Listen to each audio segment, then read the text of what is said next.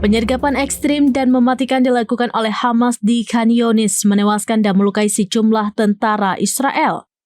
Aksi ini menunjukkan meningkatnya kemampuan taktis dan persenjataan kelompok perlawanan di Gaza meski wilayah tersebut terus digempur tanpa ampun. Mengutip Palestine Chronicle pada 1 Agustus 2025, aksi penyergapan itu terlihat dalam video di media sosial. Terlihat sekelompok orang bersenjata yang diyakini bagian dari Hamas menyergap pasukan Israel di rute pasokan militer di Khan Younis, Gaza Selatan. Terdiri dari 12 pejuang bersenjata lengkap, kelompok ini sempat bersembunyi di terowongan sebelum melancarkan serangan, lalu berhasil lolos dari pengejaran.